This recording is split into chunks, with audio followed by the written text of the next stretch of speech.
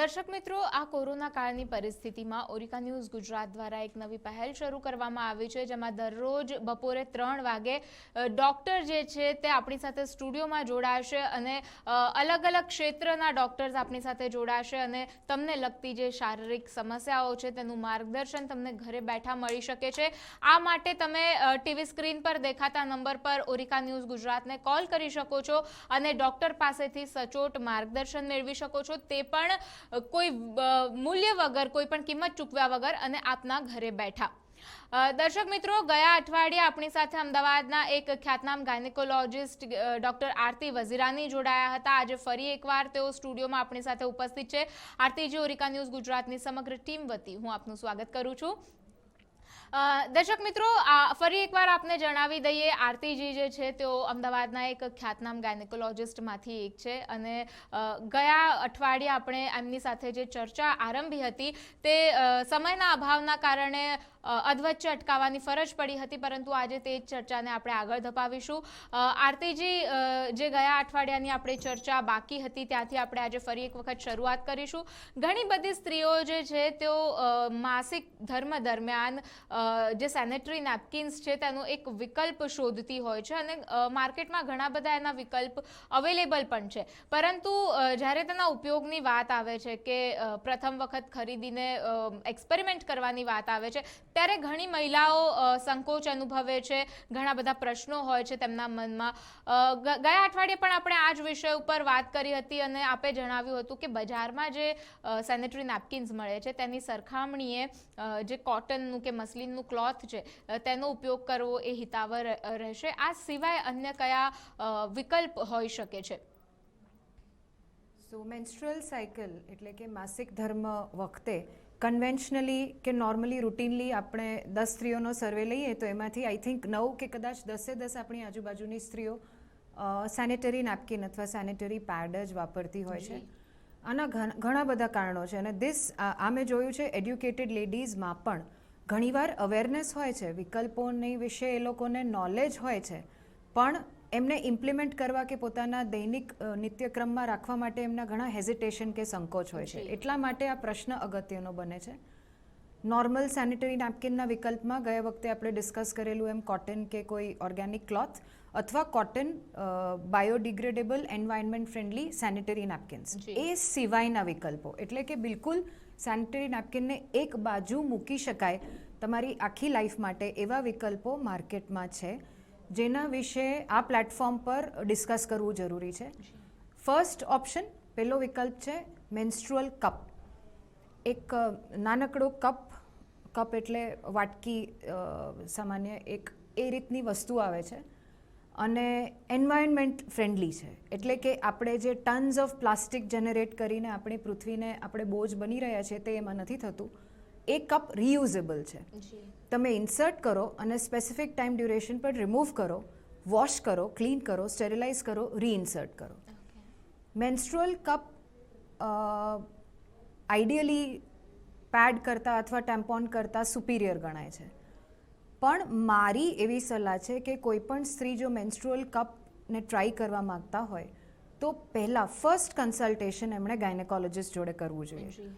બધાનું બોડી અલગ છે, બધાના વેજાઇના, યોની mark, sizes, everything is different, એટલે પહેલી વાર કોઈ ગાયનેક પાસે ઇન્ટરનલ ચેકઅપ કરાવી અને તમને કયા સાઇઝનો કપ સૂટ થશે, કયું મટીરિયલ, કઈ કંપની, કઈ બ્રાન્ડ, એના કરતાં વધારે વોટ સાઇઝ ટુ યુઝ, એનું ઇન્સર્શન એટલે અંદર મૂકવાની કરેક્ટ પદ્ધતિ, જેનાથી તમને કપ આડો ના થઈ જાય, મેન્સ્ટ્રુઅલ બ્લડ કે લોહી ટપકે નહીં સાઈડમાંથી, તમારા ક્લોથ્સનું સોઇલિંગ ના થાય, એની કરેક્ટ ટેકનિક જો તમે કોઈ પ્રોફેશનલ પાસે ફર્સ્ટ ટાઈમ શીખો રાધર દેન યુટ્યુબ અથવા પેકેટ પરથી વાંચીને, તો તમને વધારે કોન્ફિડન્સ કે વિશ્વાસ આવશે એ ડેલી યુઝમાં એને ઇમ્પ્લિમેન્ટ કરવા માટે। સો ફર્સ્ટ કન્સલ્ટેશન કોઈ ગાયનેક પાસે તમારી સાઇઝ કન્ફર્મ કરી, એની મેથડ શીખી અને પછી તમે એને ડેફિનેટલી યુઝ કરી શકો છો। સેકન્ડ ઓપ્શન છે ટેમ્પોન્સ। ટેમ્પોન્સ એટલે આપણી આંગળીની લેન્થની આટલી સાઇઝનું એક સિલિન્ડર જેવો કાપડનો કે ક્લોથનો કે કોટનનો કે કોઈ એબ્ઝોર્બન્ટ મટીરિયલનો એક રોલ હોય છે। એના પણ નોર્મલી 3 પ્રકાર આવે છે, હેવી ફ્લો એટલે જેમને વધારે માસિક આવતું હોય, મીડિયમ અને લેસ ફ્લો। હવે તમારી પીરિયડની સાયકલ પણ it is not consistent. First day કે સેકન્ડ ડે હેવી ફ્લો હોય, પછી મીડિયમ, લાસ્ટ ડે પર ઓછું થાય. એટલે તમે 2 કે 3 કે 4 પેકેટ્સને મિક્સ કરીને અથવા ટેમ્પોન્સનો mix and match choose your own flow packs બી આવે છે જ્યાં તમે કસ્ટમાઇઝ કરી શકો છો. તમારી પેટર્ન પ્રમાણે તમે ટેમ્પોનના અલગ સાઇઝીસ કસ્ટમાઇઝ કરીને પેક ખરીદી શકો છો.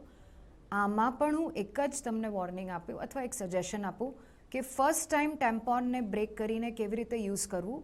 2 ટાઈપના હોય છે, વિથ એપ્લિકેટર એન્ડ વિધાઉટ એપ્લિકેટર. એપ્લિકેટર એટલે એક યંત્ર, એક સાધન જે તમને એને વજાઇનામાં કે યોની માર્ગમાં અંદર પુશ કરવા, ઇન્સર્ટ કરવામાં હેલ્પ કરે. સો સમ વિમેન પ્રિફર કે એપ્લિકેટર સાથે યુઝ થાય અને અમુક લોકોને વિધાઉટ એપ્લિકેટર કેવી રીતે સ્ટેરિલાઇઝ કરવું, એપ્લિકેટરને કઈ રીતે ફરીથી વાપરવું, કારણ કે એપ્લિકેટર સિંગલ હોય છે. દરેક ટેમ્પોન સાથે એપ્લિકેટર નથી હોતું.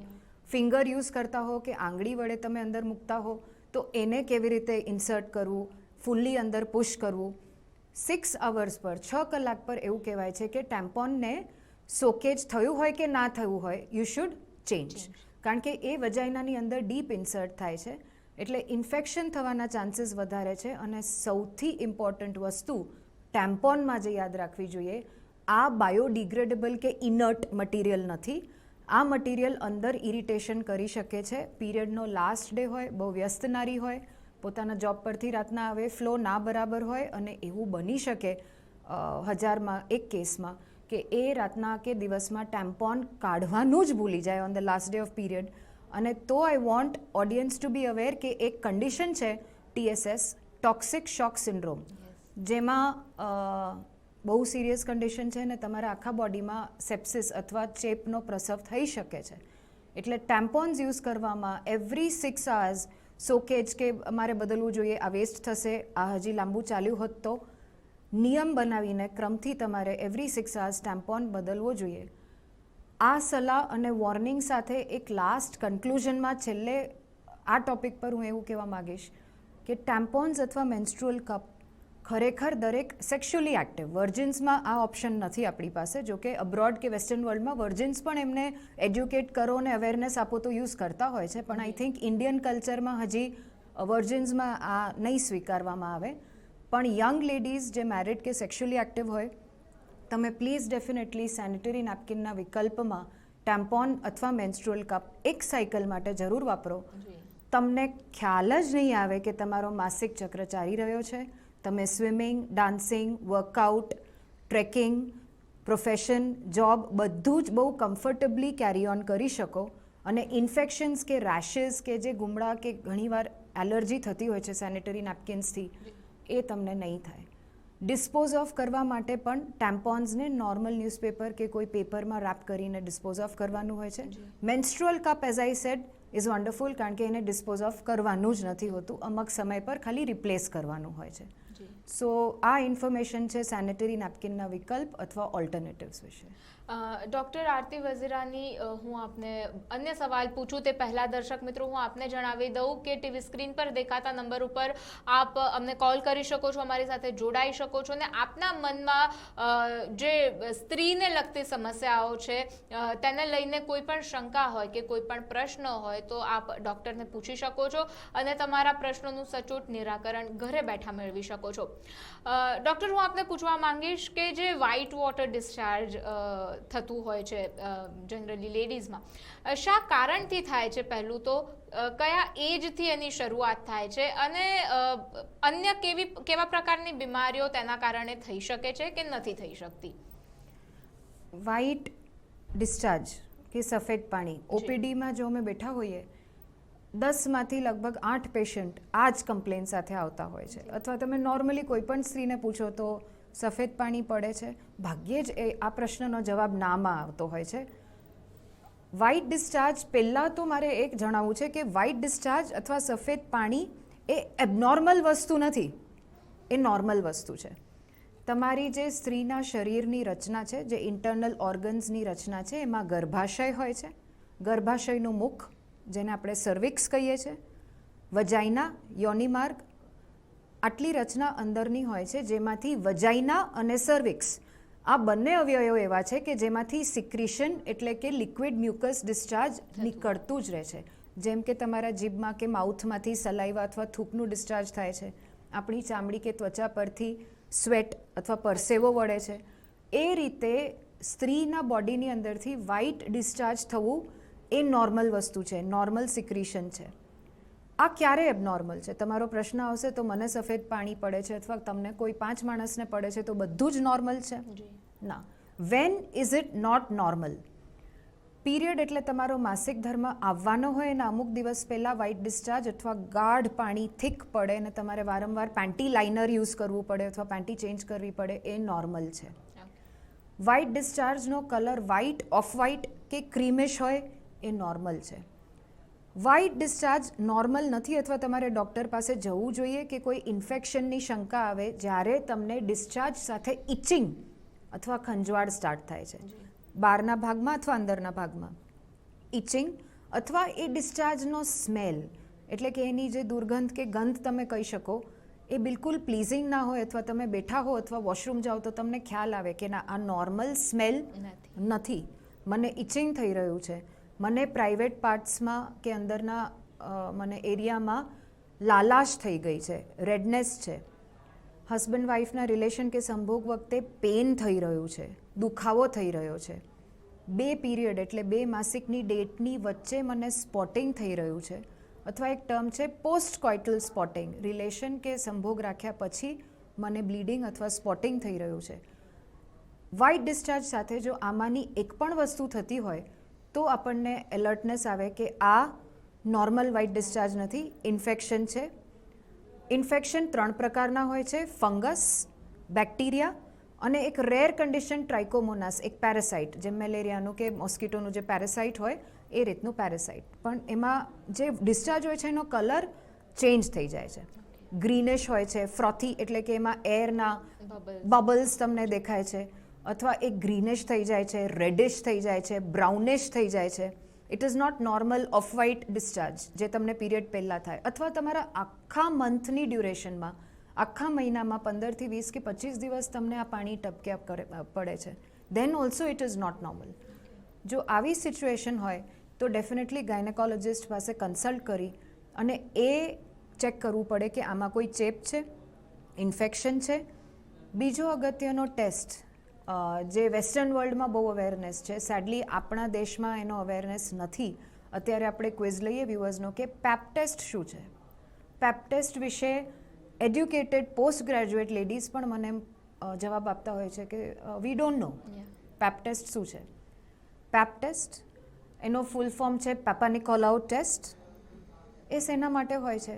ગર્ભાશયના મુખનું cancer, cervical cancer, leading cause of death in female cancers આપણા કન્ટ્રીમાં બ્રેસ્ટ કેન્સરથી પણ નંબર 1 ઇઝ સર્વાઇકલ કેન્સર. એનું કારણ લીડિંગ કોઝ ઓફ ડેથ કેમ છે? કારણ કે ઇટ ઇઝ ડિટેક્ટેડ, ખબર પડે છે 3rd કે 4th સ્ટેજમાં. પેપ ટેસ્ટ એક સિમ્પલ 2 મિનિટનો ટેસ્ટ છે જેનાથી એ કેન્સર 1st સ્ટેજમાં જ ખ્યાલ આવી જાય છે, અથવા કેન્સરની શરૂઆત થઈ ના હોય એ પહેલાંનો સ્ટેજ પણ આપણે પકડી શકીએ છીએ સિમ્પલ પેપ ટેસ્ટથી. એ ખાલી ગાયનેક જ કરી શકે છે. ઇન્ટરનલ ચેકઅપ વડે કરવાનો ટેસ્ટ હોય છે, જેમાંથી આજે વ્હાઇટ ડિસ્ચાર્જની તમે વાત કરી, એ વ્હાઇટ પાણી જ યોની માર્ગમાંથી કે સર્વિક્સ પાસેથી લઈને લેબોરેટરીમાં મોકલવામાં આવે છે, અને કેન્સરના કણ અથવા કેન્સરના સેલ્સ એમાં જોવા મળે છે કે નહીં એની ખબર પડે છે. તો બધાએ કરાવવું જોઈએ. કોઈ મધર અમને પૂછશે મારી દીકરી છે 12 વર્ષની, મારે એમનું પેપ ટેસ્ટ કરાવવું જોઈએ? નો. રેકમેન્ડેશન છે કે any lady above the age of 30, 30 વર્ષની ઉપરની કોઈ પણ સ્ત્રી, સેક્સ્યુઅલી એક્ટિવ હોય, મેરિડ હોય, અનમેરિડ હોય, એવરી 3 years એમણે પેપ ટેસ્ટ કરાવવું જોઈએ.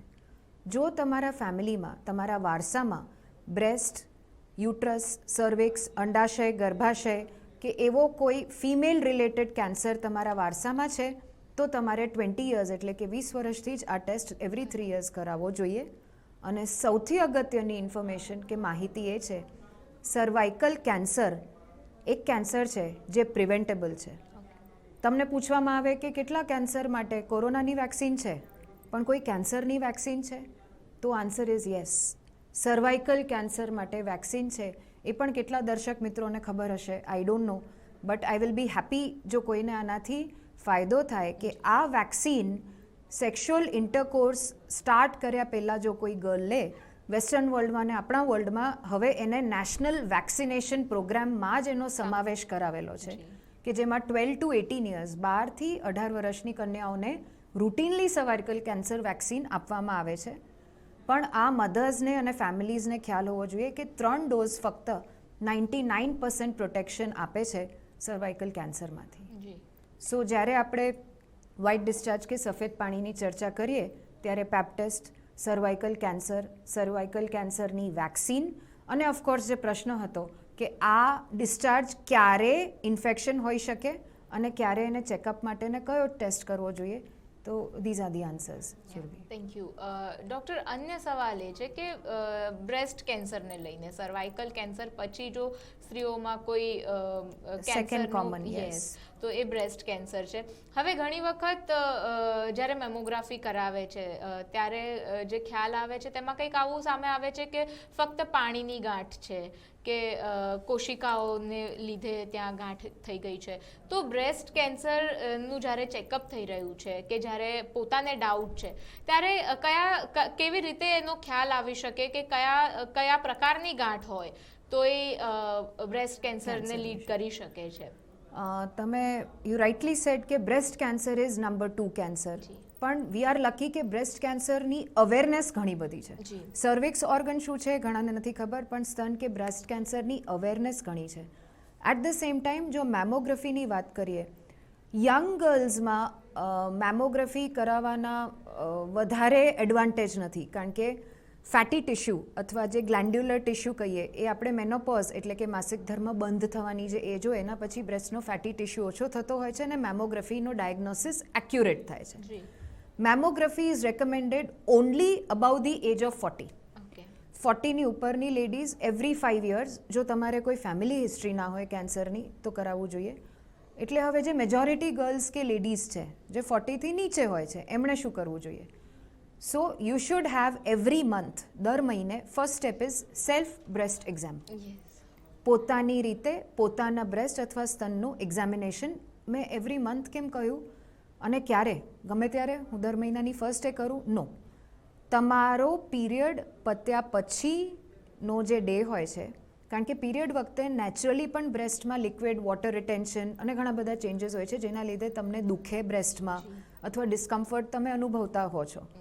પીરિયડ પતે પછી તમારે સિસ્ટમેટિકલી નાવા જઈએ ત્યારે સિટિંગ પોઝિશનમાં પોતાના બ્રેસ્ટનો ચેકઅપ કરવો જોઈએ. આઉટર ટુ ઇનર ક્વોડ્રન્ટ, બહારની બાજુએથી લઈને બ્રેસ્ટને આપણે 4 ભાગમાં ડિવાઈડ કરીએ તો આઉટરથી ઇનર ક્વોડ્રન્ટમાં ફ્લેટ ઓફ ધ પામ્સ, આંગળીના ટેરવાથી નહીં અને અહીંથી બી નહીં પણ ફ્લેટ ઓફ ધ પામ્સથી gradually with moderate pressure you should check both the breasts. Ideally તમને 10થી 15 મિનિટ થવી જોઈએ આ ચેકઅપ માટે. જો તમને કોઈ લમ્પ એટલે કે ગાંઠ ફીલ થાય જે પહેલાં નહોતી, તમને નિપ્પલમાંથી કોઈ એવો ડિસ્ચાર્જ આવે પ્રેસ કરવા પર જે પહેલાં નહોતો, બંને બ્રેસ્ટની સાઇઝમાં સિમેટ્રી એટલે કે સમાન ભાવ નથી, એક બ્રેસ્ટ મોટું છે એક બ્રેસ્ટ નાનું છે, રિંકલિંગ એટલે કે નિપ્પલની આજુબાજુ કે બ્રેસ્ટના કોઈ એરિયામાં કરચલી પડી જાય ને એ એરિયા અંદરની બાજુ ધસી જાય, રેડિશ ડિસ્ચાર્જ નિપ્પલમાંથી આવવું એ વેરી મચ સસ્પિશિયસ છે કેન્સર માટે. આમાંથી કોઈ એક બી તમને અલાર્મિંગ સાઇન દેખાય કે કોઈ લક્ષણ આવો દેખાય તો તમારે next step 2 is gynaec visit. Gynaec visit મેં કહ્યું છે, મેમોગ્રાફી નહીં. Gynaec visit should be done once a year, જેમાં ગાયનેક બ્રેસ્ટ ચેકઅપ એટલે કોઈ સર્જન કે ગાયનેક તમારા બ્રેસ્ટ ચેક કરે પ્રોફેશનલી. વન્સ અ મંથ તમારે ચેક કરવું જોઈએ. વન્સ અ યર કોઈ ડૉક્ટર પાસે મેન્યુઅલી ચેક કરવું જોઈએ. જો તમે 40થી ઉપરના છો તો તમારે દર 5 યર્સે મેમોગ્રાફી કરાવવી જોઈએ અને જો તમે 40થી નીચેના છો તો તમારે એવરી 3 યર્સ બ્રેસ્ટની સોનોગ્રાફી એટલે કે અલ્ટ્રાસાઉન્ડ સ્કેન કરાવવું જોઈએ. આમાં 99% ઓફ બ્રેસ્ટ કેન્સર્સ અર્લી સ્ટેજમાં ખ્યાલ આવી જાય છે. પાણીની ગાંઠ છે સાદી કે કેન્સર છે, એમાં જેમ મેં કહ્યું કે આ ગાંઠ પહેલાં નહોતી હવે દેખાય છે અને રેપિડલી ગ્રો થાય છે. 2 મહિનામાં એની સાઇઝ ડબલ થઈ ગઈ છે. દેન ચાન્સીસ આર કે ઇટ ઇઝ કેન્સર. ગાંઠ પેનલેસ છે. ઘણા લોકોને દુખાવો અને ગાંઠ થાય એટલે એ લોકો ભડકી જાય છે કે હવે મને કેન્સર છે. Cancer is painless. Normally in early stages. એટલે જો એ ગાંઠ પેનલેસલી ગ્રો થાય છે, રેપિડલી મલ્ટીપ્લાય થાય છે અને તમને દુખાવો નથી, જી નિપલ ડિસ્ચાર્જ, એમાં બી રેડિશ ડિસ્ચાર્જ, રિંકલિંગ ઓફ સ્કિન, આ લક્ષણો પરથી આપણને ખ્યાલ આવે છે. અને મેમોગ્રાફીમાં તો સ્ટેજિંગ હોય છે, બાયરાજ સ્કોર 5 સ્કોર્સ હોય છે. એટલે મેમોગ્રાફી કરાવ્યા પછી તો તમને 100% તટસ્થ ડાયગ્નોસિસ જ મળશે. કોઈ ક્વેરી નહીં રહે કે આ પાણીની ગાંઠ છે કે કેન્સરસ ગાંઠ છે. પણ મેમોગ્રાફી સિવાય ક્લિનિકલી સેલ્ફ ચેકઅપથી, ડૉક્ટર ચેકઅપથી ને સોનોગ્રાફી વડે પણ બ્રેસ્ટ કેન્સરનું નિદાન થઈ શકે છે. જી ડૉક્ટર, આટલી મહત્વપૂર્ણ બાબતો વિશે દર્શક મિત્રોને જણાવવા બદલ આપનો આભાર. દર્શક મિત્રો, ડૉક્ટર આરતી વઝીરાની કે જેઓ અમદાવાદના એક ખ્યાતનામ ગાયનેકોલોજિસ્ટ છે, તેઓ આજે આપણી સાથે સ્ટુડિયોમાં ઉપસ્થિત છે. તેમની સાથે બ્રેક પર ગયા તે પહેલાં આપણે ઘણી બધી ચર્ચાઓ કરી રહ્યા હતા. કેન્સર વિશે જાણ્યું, ખાસ કરીને સ્ત્રીઓમાં થતા કેન્સર વિશે અને કેવી રીતે તેનું નિદાન શક્ય છે અને અર્લી સ્ટેજીસમાં કેવી રીતે તેને ઓળખવું અને સારવાર લેવી તેના વિશે આપણે વાત કરી. આગળ આપણે વાત કરીએ અને તેમની સાથે ચર્ચા કરીએ તે પહેલાં હું આપને જણાવી દઉં કે ટીવી સ્ક્રીન પર દેખાતા જે નંબર્સ છે, ફોન લાઈન આપણી ખુલ્લી મૂકેલી છે. આપ કોલ કરી શકો છો ડૉક્ટરને. તમને લગતી જે શારીરિક તકલીફો છે, ખાસ કરીને સ્ત્રીઓને લગતી, તેના વિશે આપ કોલ કરીને જણાવી શકો છો અને સાચું માર્ગદર્શન ઘરે બેઠા મેળવી શકો છો. ડૉક્ટર, કેન્સર પછી જે સૌથી મોટો સ્ત્રીઓમાં ચર્ચાતો વિષય છે અને એને લઈને ઘણી બધી ગેરમાન્યતાઓ પણ જોવા મળે છે. સાચું માર્ગદર્શન લોકોને સદનસીબે એટલે બદનસીબે ઓછું મળે છે, એ છે પીસીઓડી. એના વિશે આપ જો દર્શક મિત્રોને સાચી રીતે ગાઈડન્સ આપવું હોય તો કેવી રીતે આપ આપી શકશો? અગેન તમે જેમ કહ્યું એમ કેન્સર અથવા એટલો જ અગત્યનો આ ટોપિક છે. જી. કારણ કે તમે તો સુરભી એની કરેક્ટ ટર્મ વાપરી પીસીઓડી, પણ મોસ્ટ પીપલ કે મોસ્ટ પેશન્ટ્સને ખ્યાલ નથી હોતો કે પીસીઓડી પણ એક એન્ટિટી છે, કે પીસીઓડી પણ એક કન્ડિશન છે. એટલે લોકો અથવા જનરલી આ યંગ ગર્લ્સમાં જોવા મળે છે, એ લોકો અમારી પાસે આવે છે એક જ કમ્પ્લેનથી, ઇરેગ્યુલર પીરિયડ્સ. માસિક ધર્મ અનિયમિત છે, અમને માસિક રેગ્યુલર નથી આવતું. અને જ્યારે અમે ટેસ્ટ કે ચેકઅપ કરીએ ત્યારે ખ્યાલ આવે છે કે 8 આઉટ ઓફ 10 યંગ લેડીઝમાં પીસીઓડી હોય છે. આપણી જનરેશનમાં અમુક ડિઝીઝીસ, અમુક કન્ડિશન, મેં પીસીઓડી માટે રોગ શબ્દ નથી વાપર્યો, કન્ડિશન છે, જોવા મળે છે જે આપણે જ પોતાના માટે ક્રિએટ કરી છે. PCOD is not a disease, PCOD is a lifestyle condition. Doctor, હું આપને વચ્ચે અટકાવવા માંગીશ. એક દર્શક મિત્ર આપણી સાથે જોડાયા છે, ઇન્દુબેન ગાંધીનગરથી. ઇન્દુબેન, ઓરિકા ન્યૂઝ ગુજરાતમાં આપનું સ્વાગત છે. ડૉક્ટર આરતીને આપ શું તકલીફ જણાવવા માંગશો પોતાની? પ્રેગ્નન્સી નહીં રહેતી બેન. જી ઇન્દુબેન, આપ ડૉક્ટરને પ્રશ્ન પૂછી શકો છો. પ્રેગ્નન્સી નથી રહેતી. ઇન્દુબેન, આરતીબેન બોલે છે? જી, આરતીબેન ઉપસ્થિત છે આપણી સાથે. આપ પ્રશ્ન પૂછી શકો છો. હા, આ પ્રેગ્નન્સી નહીં રહેતી, 7 થી 8 વર્ષ થયા છે બેનને. તમને 7 થી 8 વર્ષથી પ્રયત્ન કરવા છતાં પ્રેગ્નન્સી રહેતી નથી, બરાબર ઇન્દુબેન? હા, નથી. એટલે અમારા નણંદ થાય છે, હું એમના ભાભી બોલી. એમની એજ કેટલી છે, ઉંમર કેટલી છે બેન? ઉંમર છે બેન એમની 33-34 છે. 33 કે 34 છે. શું એમના પીરિયડ? તમે ક્યાંથી બોલો છો તમે? અમદાવાદથી વાત કરી રહ્યા છે, ઓરિકા ન્યૂઝ ગુજરાતમાંથી. ન્યૂઝ ચેનલ છે અને આપણે તમે જે ફોન કર્યો છે તે ન્યૂઝ ચેનલના સ્ટુડિયોમાં ફોન કર્યો છે. આપણી સાથે ડૉક્ટર ઉપસ્થિત છે ચેનલમાં, સ્ટુડિયોમાં, અને ગાયનેકોલોજિસ્ટ છે. તો આપ તેમને શું પ્રશ્ન કરવા માંગશો? બેબી ટ્યુબ લીધી છે. જી ડૉક્ટર. એમને પીરિયડ અથવા માસિક રેગ્યુલર આવે છે? રેગ્યુલર આવે છે. હા. બીજા કોઈ તમે 7 કે 8 વર્ષમાં ટ્રીટમેન્ટ કે ચેકઅપ કરાવ્યા હોય એમાં કરાવી છે. કોઈ રિપોર્ટમાં કોઈ તકલીફ આવે છે? હા, આમાં ભાઈને છે તે કીટાણુ ઓછા પડે છે. હા, એટલે જ્યારે મેલ ફેક્ટર એટલે કે પુરુષ રિલેટેડ વીર્યમાં કોઈ તકલીફ હોય તો હું સજેસ્ટ કરીશ કે જો એમના માટે એક ટેકનિક છે IUI, ઇન્ટ્રા યુટરાઇન ઇન્સેમિનેશન. એ કેટલા કરાવ્યા હશે? 3 સાયકલ કરાવી. 3 સાયકલ કરાવી. શું એમની ફેલોપિયન ટ્યુબ એટલે ગર્ભાશયની આજુબાજુની નળી ખુલ્લી છે એ ચેકઅપ કરાવ્યો છે? કરાવી લીધું. ગાંઠ હતી એ કઢાઈ લીધી. તો ટ્યુબ્સ ઓપન છે?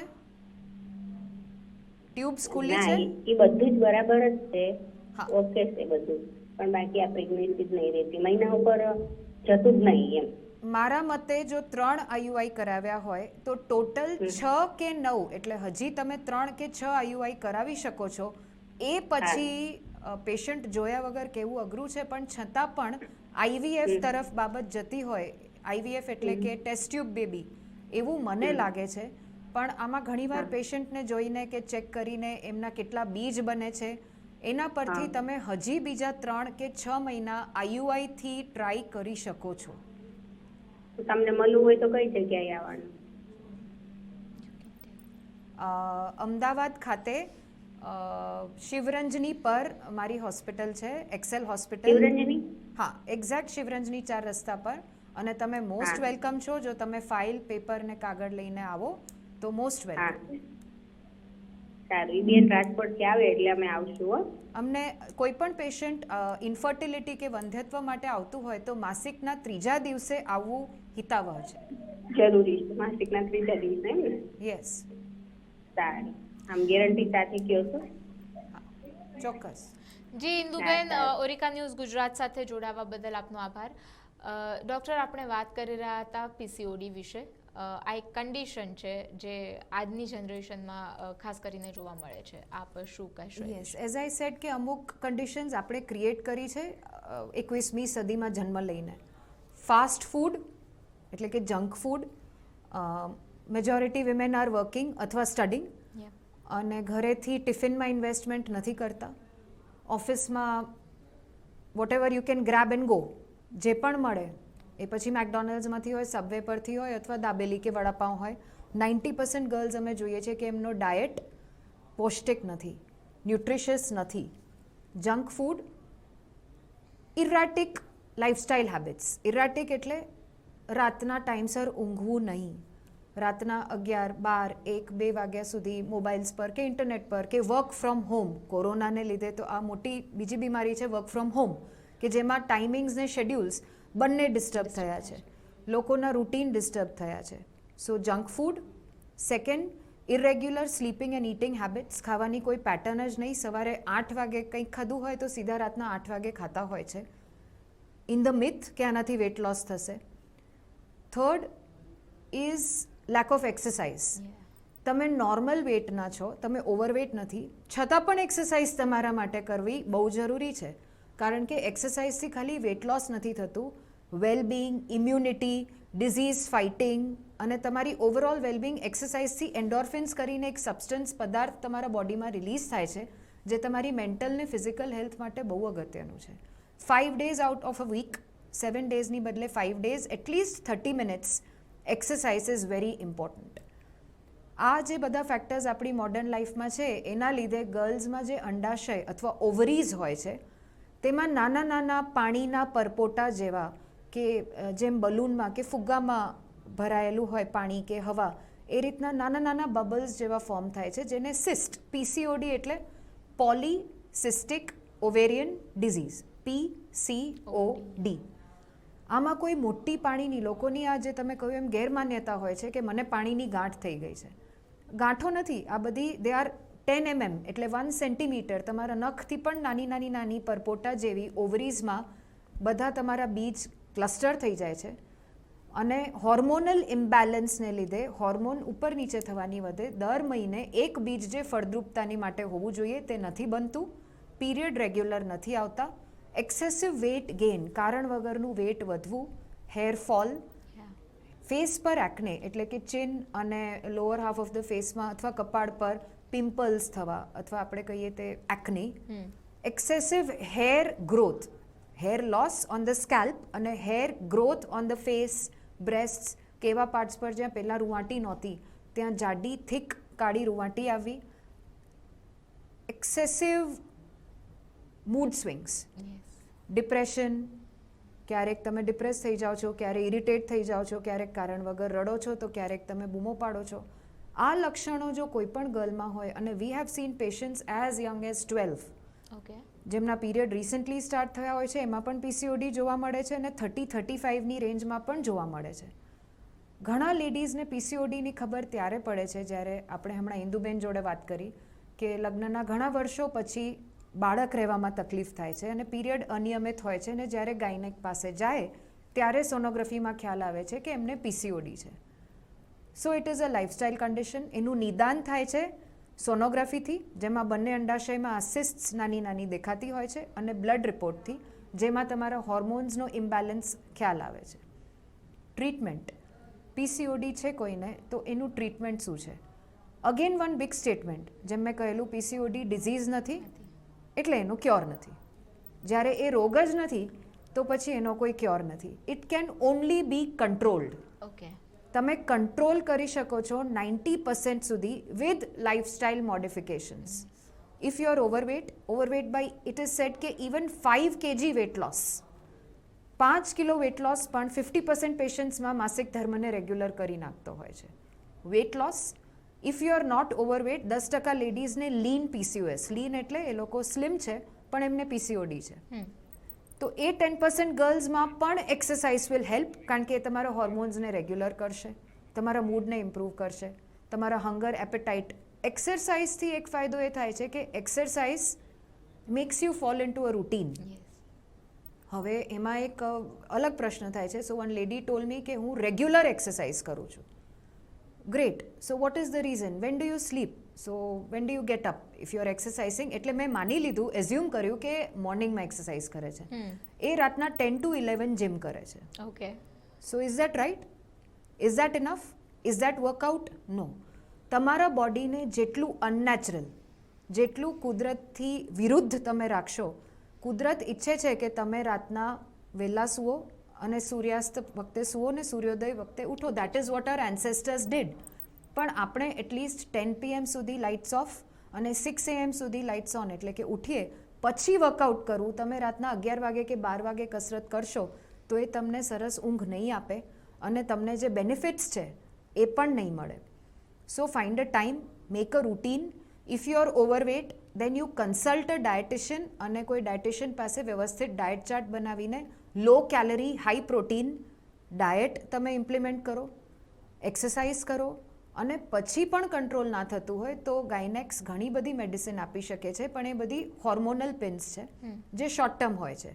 તમને 3 મહિના, 6 મહિના કે વર્ષ સુધી લઈને તમે એ ટાઈમમાં તમારી જે બાકીની પેરિફેરલ કન્ડિશન્સ છે એને ઇમ્પ્રૂવ કરો તો પીસીઓડી કંટ્રોલ થઈ શકે છે. એક મેસેજ છે કે પીસીઓડીની ટ્રીટમેન્ટ ત્યારે થઈ શકે અને કરવી જોઈએ જ્યારે એ ઇન્ફર્ટિલિટી કોઝ કરતું હોય. તમને જો બાળક રહેવામાં તકલીફ થતી હોય બીજ ના બનવાને કારણે, તો ગાયનેક પાસે મેડિસિન લઈને બીજ બનવાની મેડિસિન્સ હોય છે, જેનાથી પીસીઓડી વાળી લેડીઝ પણ બહુ ઇઝીલી કન્સીવ કરી શકે છે કે પ્રેગ્નન્ટ થઈ શકે છે. PCOD ladies are prone to have thyroid problems, એટલે તમારે થાઇરોઇડ ચેક કરાવવું જોઈએ, બ્લડ શુગર્સ ચેક કરાવવા જોઈએ, તમારા વિટામિન ડીના લેવલ્સ. આ એક નવું એસ્પેક્ટ છે કે વિટામિન ડી સંપૂર્ણ રીતે આપણે જોઈએ તો 90% પોપ્યુલેશનમાં કે લોકોમાં વિટામિન ડીનો ટેસ્ટ કરાવો તો લો જ આવે છે, કારણ કે vitamin D is sunshine vitamin. જ્યારે આપણે બહાર જ નથી નીકળી રહ્યા, તડકો તો દૂરની વાત છે, ઘરની બહાર નીકળવાનું લોકોનું ઓછું થઈ રહ્યું છે, તડકામાં પણ તમે ફૂલ્લી ક્લોથ્ડ, ફૂલ કપડાં સાથે જાઓ તો વિટામિન ડીનું એબ્ઝોર્પ્શન નથી થતું, એ બેર સ્કિનથી થતું હોય છે. એટલે vitamin D supplements I feel કે બધાએ લેવા જ જોઈએ after checking your levels. Low vitamin ડીને કારણે પણ પીસીઓડી ઘણીવાર વર્સન થતું હોય છે. સો પીસીઓડીની આજુબાજુ આઈ થિંક આટલી અવેરનેસ અગત્યની છે. દર્શક મિત્રો, ચર્ચા આગળ ધપાવીએ તે પહેલાં હું આપને જણાવી દઉં કે ટીવી સ્ક્રીન પર દેખાતા નંબર પર આપ કોલ કરી શકો છો. ડૉક્ટર આરતી આપણી સાથે હાલ ઉપસ્થિત છે, તેમને આપને લગતી કોઈ પણ જે શારીરિક સમસ્યાઓ છે તે આપ જણાવી શકો છો અને યોગ્ય માર્ગદર્શન આપના ઘરે બેઠા મેળવી શકો છો. ડૉક્ટર, આપે જે પ્રમાણે જણાવ્યું કે પીસીઓડી ને કારણે ઘણી વખત ઇન્ફર્ટિલિટીની સમસ્યાઓ ઉદ્ભવે છે. હવે કયા કારણોસર ઇન્ફર્ટિલિટીની સમસ્યા થઈ શકે છે? પ્લસ એક બહુ અગત્યનો પ્રશ્ન મારે તમને પૂછવો છે, એ છે કે પુરુષને કારણે એમના શુક્રાણુઓની ખામીઓને કારણે જે ઇન્ફર્ટિલિટી સર્જાય છે. ઇન્ડિયામાં ઘણી બધી વખત એવું જોવા મળ્યું છે કે માર્ગદર્શન નહીં મળવાને કારણે કે નોલેજ નહીં હોવાને કારણે આ ઇન્ફર્ટિલિટીના કારણ માટે સ્ત્રીને જવાબદાર માનવામાં આવે છે. એની માટે એવી પ્રથા પણ પડી છે કે બીજા લગ્ન કરવા, ક્યાં તો એ સ્ત્રી ઉપર અત્યાચાર કરવા. તો આ જે બે મુદ્દાઓ છે, એક તો સ્ત્રીઓમાં જોવા મળતી ઇન્ફર્ટિલિટી અને બીજું કે પુરુષો કેવી રીતે જવાબદાર હોઈ શકે ઇન્ફર્ટિલિટી માટે, તે હું આપની પાસેથી જાણવા માંગીશ. અગેન વન ઇન્ટરેસ્ટિંગ વે કે આપણી જે વ્યૂ પોઈન્ટ હોય છે ઇન્ડિયન અને વેસ્ટર્ન, જેમ તમે કહ્યું એમ સ્ટિગ્મા એટલે કોઈ વસ્તુને લઈને બ્રાન્ડિંગ કે લેબલ આપવું, એ આપણા દેશમાં અનફોર્ચ્યુનેટલી થતું હોય છે. આપણે બધા જ રિસ્પોન્સિબલ છીએ, એવું નથી કે કોઈ એક પર્સન છે. વેસ્ટર્ન વર્લ્ડમાં ઇન્ફર્ટિલિટી શબ્દની ટીકા થાય છે, ક્રિટિસિઝમ થાય છે, બિકોઝ જ્યારે હું કોઈને ઇન્ફર્ટાઇલ કહું છું ત્યારે હું એને સ્ટેમ્પ કે લેબલ મારી રહી છું કે આ સ્ત્રીને કોઈ દિવસ બાળક રહેશે નહીં, શી ઇઝ ઇન્ફર્ટાઇલ. ટેક્સ્ટ બુક્સમાં અને વેસ્ટર્ન વર્લ્ડમાં સેન્સિટિવિટી છે કે they use the word subfertility. Subfertility એટલે કે નોર્મલ ફર્ટિલિટી કરતાં ઓછી ફળદ્રુપતા, પણ yes it is not infertility. Doctor, હું આપને વચ્ચેથી અટકાવવા માંગીશ. એક દર્શક મિત્ર આપણી સાથે જોડાયા છે, હિનાબેન બરોડાથી. હિનાબેન, ઓરિકા ન્યૂઝ ગુજરાતમાં આપનું સ્વાગત છે. ડૉક્ટર આરતી વઝીરાની આપની સાથે ઉપસ્થિત છે, આપ તેઓને શું પ્રશ્ન કરવા માંગશો? હેલો જી. હા, મને છે ને બાથરૂમની જગ્યામાં ઉપરની સ્કીનમાં બહુ જ ઇચિંગ થાય છે અને એટલું બધું ઇચિંગ થાય અને પછી છે ને બહુ જ બરવા માંડે છે. તો એના માટે કોઈ મેડિસિન યા મલમ યા જેલ પ્લીઝ એવું કાંઈ મને બતાવશો? ઇન્દુબેન. હા, હિનાબેન. હિનાબેન, તમારી ઉંમર કેટલી હશે? મારી ઉંમર છે 57. 57. એટલે કે તમને મેનોપોઝ કે માસિક ચક્ર હવે બંધ? ના ના, એ બધું ખતમ થઈ ગયું છે. તમને ડાયાબિટીસ કે એવો કોઈ રોગ? ના ના, ડાયાબિટીસ નથી, ખાલી થાઇરોઇડ છે બસ. અને આવું તમને પહેલા ક્યારેય થયું છે? ના, એટલે અંદરના ભાગમાં ઇચિંગ નથી થતું, બહારની જે સ્કિન હોય ને, હા, ઉપરની ને આખી કોર્નર, એમાં જ બહુ ઇચિંગ થાય અને એટલું બધું હું ઘસી નાખું છું કે પછી લોહી બરે છે બહુ જ. સાથે તમને સફેદ પાણી પડે અથવા કોઈ ના ના, એવી બિલકુલ તકલીફ છે? નહીં. 56 ની એજ છે એટલે એવું બધું તો કશું જ નથી થતું. તમે રિસેન્ટલી ક્યાંય ટ્રાવેલિંગ કર્યું હોય કે પબ્લિક વોશરૂમ કે બહારનો કોઈ બાથરૂમ ના યુઝ ના, કર્યું? એવું નથી કર્યું. આ બહારની સ્કિનમાં જ છે આ મને ઇન્ફેક્શન. એટલે અને કોઈ ગુમડું કે ફોડકી કે એવું કશું ખરું? ના ના ના ના, એવું બધું કશું જ નથી. ગુમડું નહીં, ફોડકી નહીં. એટલે ઘસી નોર્મલી નાખું ને, ઇચિંગ કરી નાખું ને એટલે પછી જે આ ઉઝરડા પડે અને ઈ બહુ બરે મને. પછી એમાં બાથરૂમ લાગે કે પાણી લાગે તો બહુ બરે. ઓકે, નોર્મલી આ કન્ડિશન 57ની એજે મેનોપોઝ પછી મોસ્ટ લાઇકલી કોઈ ફંગલ ઇન્ફેક્શન, ફંગસના ઇન્ફેક્શનને કારણે હોય છે. સામાન્ય ઓટીસી એટલે ઓવર ધ કાઉન્ટર મેડિકેશન જે તમે મારા પ્રિસ્ક્રિપ્શન વગર લઈ શકો છો તે છે કેન્ડિડ બી ક્રીમ. કેન્ડિડ બી ક્રીમ આ લગાવ્યા છતાં પણ 2-3 દિવસમાં જો ફાયદો ના થાય તો તમારે ડેફિનેટલી કોઈ પણ નજીકના ગાયનેક પાસે ચેક કરાવવું જોઈએ કે આમાં કોઈ બીજો વધારે સિરિયસ ઇન્ફેક્શન છે કે નહીં. પણ ઓટીસી ડ્રગ કે જે ટીવી પર સેફલી હું તમને કહી શકું છું વિધાઉટ પ્રિસ્ક્રિપ્શન, કેન્ડિડ બી ક્રીમ. કેન્ડિડ બી 3. કેન્ડિડ બી, CANDID, સાથે ગરમ પાણીનું ટબ કરીને એમાં અડધી વાટકી ડેટોલ અથવા સેવલોન નાખી અને એમાં બેસીને શેક કરવો, એટલે કે સિટ્સ બાથ, અને પછી આ ટ્યુબ લગાવો. બને ત્યાં સુધી કોટનના અંડર ગાર્મેન્ટ્સ યુઝ કરો. હિનાબેન સાથેનો હાલ સંપર્ક ડૉક્ટર તૂટી જવા પામ્યો છે, પરંતુ હિનાબેન, જો હાલ તમે આ જે શો છે તે જોઈ રહ્યા છો તો ડૉક્ટરે જે પ્રમાણે જણાવ્યું કેન્ડિડ બી કરીને ક્રીમ છે તેનો આપ યુઝ કરી શકો છો ડૉક્ટરના પ્રિસ્ક્રિપ્શન વગર. અને આનાથી જો આપને ફાયદો નથી થતો તો જરૂરથી કોઈ નજીકના ગાયનેકોલોજિસ્ટની આપ સલાહ લઈ શકો છો અને ચેકઅપ કરાવી શકો છો. ડૉક્ટર, આપણે વાત કરી રહ્યા હતા ઇન્ફર્ટિલિટીની અને તેના વિશે આપ માર્ગદર્શન આપી રહ્યા હતા. જી. એટલે એઝ આઈ સેડ કે સબફર્ટિલિટીના કારણો જેમ તમે મને પૂછ્યા, ટેક્સ્ટબુક જે અમારી કહે છે 30-30-30, 1/3 એટલે 1/3 30% કેસીસ મેલ ફેક્ટર કે પુરુષના કોઈ કારણના લીધે હોય છે, 30% ફિમેલ રિલેટેડ ફેક્ટર્સ હોય છે, અને બાકીના 30% સૌથી અગત્યના મેજોરિટી કેસીસ જે એમાં હોય છે અનએક્સપ્લેન્ડ ઇન્ફર્ટિલિટી, કે જેમાં કોઈ કારણ જ નથી.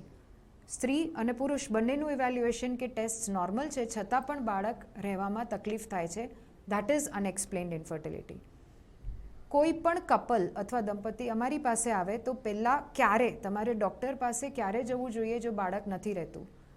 સો મોર દેન 1 યર, 1 વર્ષ સુધી રેગ્યુલર સાથે રહેવા છતાં અને તમારા ફર્ટાઇલ ડેઝનું જ નોલેજ એકચ્યુઅલી ઘણા બધા લોકોમાં નથી હોતું. કપલ અમને એમ કહે છે કે અમે છેલ્લા 3 વર્ષથી ટ્રાય કરી રહ્યા છે, हिंदी में सेज बोलो तो जैसे ही पीरियड ख़त्म होता है हम नेक्स्ट 1 वीक के लिए ट्राई करते हैं पर हमें 3 साल से कोई रिजल्ट नहीं मिल रहा है. तो તમારા જે ફર્ટાઇલ ડેઝ, ગોલ્ડન પીરિયડ, ફળદ્રુપ દિવસો છે, તમારા માસિકના પહેલા દિવસને તમે ડે 1 ગણો તો પહેલા 10 દિવસ સુધી જનરલી રિલેશન રાખો કે ના રાખો પ્રેગ્નન્સી રહેતી નથી. એના પછીના જે 10 ડેઝ છે એટલે કે તમારી 30 દિવસની જે આખી સાયકલ હોય એમાં જે વચ્ચેના 10 દિવસ છે તે બાળક રહેવા માટેના અગત્યના દિવસો હોય છે. એટલે જો રેગ્યુલર ફર્ટાઇલ ડેઝ પર ટ્રાય કરીને પણ 1 વર્ષથી ઉપર સમય જતો રહ્યો હોય તો તમારે ડૉક્ટરને મળવું જોઈએ કે આમાં તકલીફ શું છે. અનફોર્ચ્યુનેટલી જેમ આપણે વાત કરીએ એમ સ્ટિગ્માને લીધે લોકો 10-10 કે 12 વર્ષ નીકળી જાય છે, ત્યાં સુધી કોઈ ડૉક્ટરની હેલ્પ સીક નથી કરી શકતા અથવા બ્લેમમાં ને ગિલ્ટમાં જ એમનો સમય પસાર થઈ જતો હોય છે. Third important thing is quack practice. જડીબૂટી, બાબા, તીર્થસ્થાન. હું એમ નથી કહેતી કે કોઈની માન્યતા પર હું નેગેટિવ કમેન્ટ નથી કરવા માગતી, પણ સાયન્ટિફિકલી 1 વર્ષ પછી તમે જો ડૉક્ટરને કન્સલ્ટ કરો તો તમારા ચાન્સીસ પ્રેગ્નન્ટ થવાના વધારે છે. જ્યારે કોઈ કપલ અમારી પાસે આવે છે, બેઝિક અમે એમને ફર્ટાઇલ ડેઝની એડવાઇસ આપીએ છીએ, છતાં પણ 1 યર ઉપર થઈ ગયું હોય તો અમે બેઝિક રિપોર્ટ્સ કરાવીએ છીએ. પુરુષ માટે બહુ જ ઇઝી અને એક જ ટેસ્ટ હોય છે, સિમેન એનાલિસિસ, એમના વીર્યનું checkup. Still you will be surprise to know કે મેલ ઈગો અથવા આપણી પુરુષ પ્રધાન સોસાયટીમાં લેડીઝના બધા જ ટેસ્ટ્સ, ટ્રીટમેન્ટ્સ, ઓપરેશન, દૂરબીનના તપાસ સુધી પણ કરાવવા માટે લોકો રેડી છે, પણ એક સિમ્પલ સિમેન એનાલિસિસ કરવામાં હજી ઘણું બધું રિલક્ટન્સ હોય છે. કારણ કે ખબર નહીં કેમ એવું લાગે છે કે મેલ ઈગો પર ક્વેશ્ચન માર્ક છે. તો મારે આ પ્લેટફોર્મ પર એ કહેવું છે કે it is a simple test, અને જો એ ટેસ્ટ નોર્મલ આવે તો આપણા 30% કારણો આપણે રૂલ આઉટ સાઈડમાં મૂકીને બાકીના કારણો ઉપર વિચાર કરી શકીએ. એટલા માટે the first test is semen analysis. Once એમાં કોઈ તકલીફ હોય તો આપણે જેમ ચર્ચા કરીએ એ પ્રમાણે આઈયુઆઈ કે આઈવીએફ એ જ વિકલ્પ છે. અને જો કાઉન્ટ 0 હોય, એક કન્ડિશન છે એઝોસ્પર્મિયા, જેમાં કોઈ વીર્ય બનતું જ નથી, તો પછી તમારે ડોનર સિમેનથી પણ આઈવીએફ કરાવી શકાય છે. એટલે કે સિમેન બેંકમાંથી એનોનિમસ કોઈ પણ સિમેનના સેમ્પલથી તમારી ચોઇસ હોય અને એક્સેપ્ટન્સ હોય તો કરાવી શકો, અથવા ધી ઓપ્શન ઇઝ એડોપ્શન. મેલ એટલે કે જે પુરુષ કે હસબન્ડનો રિપોર્ટ નોર્મલ આવે તો આપણે સેકન્ડ સ્ટેપ પર જઈએ છીએ.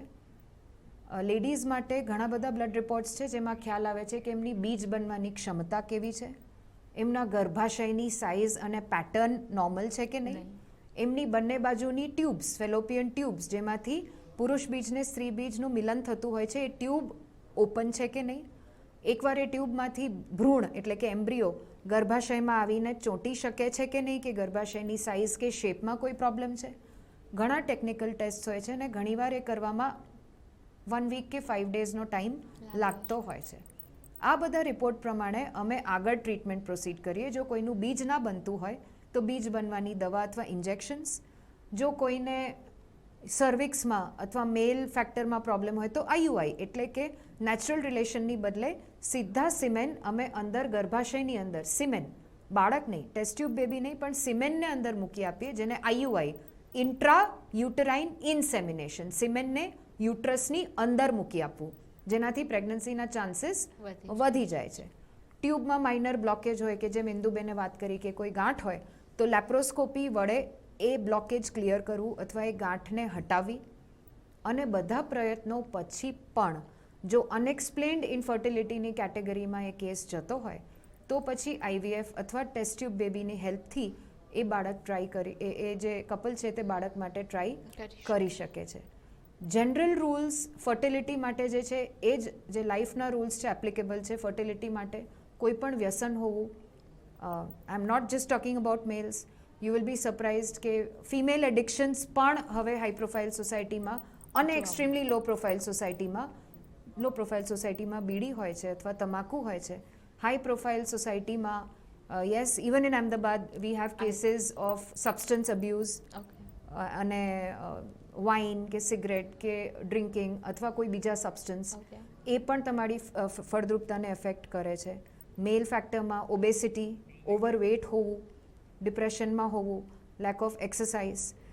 એક ઇમ્પોર્ટન્ટ ને અગત્યનું મેઇન વસ્તુ જે આપણે ભૂલી જઈએ છીએ as a society, male fertility is not restricted by age. Okay. 50 કે 55 વર્ષનો પુરુષ પણ ફાધર બની શકે છે, પણ ladies have a biological clock, એક ટાઈમ બોમ્બ છે. તમે જો ટ્રીટમેન્ટ 30 યર્સ પર લેવા જાઓ તો તમારા ચાન્સીસ કન્સીવ કરવાના ઘણા સરસ છે. એ જ ચાન્સીસ 35 પર ઓછા થાય છે, 40 પર બિલકુલ ઓછા થાય છે. So don't waste time. તમે હેઝિટેટ ના કરો મેડિકલ હેલ્પ માટે, સ્ટિગ્મામાં ના જીવો. ઇન્ફર્ટિલિટી પણ પીસીઓડીની જેમ આપણી લાઈફસ્ટાઈલને લીધે વધતું જાય છે. More and more couples are having problems in conceiving. જે બધા ફેક્ટર્સ પીસીઓડીમાં જોયા એ જ બધા કારણોને કારણે. પણ નોર્મલ ટ્રીટમેન્ટથી આઈ થિંક મોર દેન 50% કપલ્સને આઈવીએફ સુધી જવું નથી પડતું. ડૉક્ટર, ફરી એક વખત ઓરિકા ન્યૂઝ ગુજરાત અને દર્શક મિત્રો સાથે જોડાવા બદલ આપનો આભાર. દર્શક મિત્રો, આજે એક નવું ઇનિશિયેટિવ ઓરિકા ન્યૂઝ ગુજરાત દ્વારા લેવામાં આવ્યું છે. દરરોજ બપોરના સમયે ડૉક્ટર આપની સાથે જોડાશે અને ઘરે બેઠા આપ ડૉક્ટરને પ્રશ્ન કરી શકો છો અને યોગ્ય માર્ગદર્શન જે છે તે આપ ડૉક્ટર પાસેથી મેળવી શકો છો. દરરોજ બપોરે આ પ્રકારનો પ્રોગ્રામ અને પોતાના જે ફિલ્ડ છે, અલગ અલગ ક્ષેત્ર છે, ત્યાંના ખ્યાતનામ એવા ડોક્ટર સાથે ઓરિકા ન્યૂઝ ગુજરાત ફરી એક વખત આપની સમક્ષ ઉપસ્થિત થશે. ત્યાં સુધી આપ જોતા રહો ઓરિકા ન્યૂઝ ગુજરાત. મને આપશો રજા. નમસ્કાર.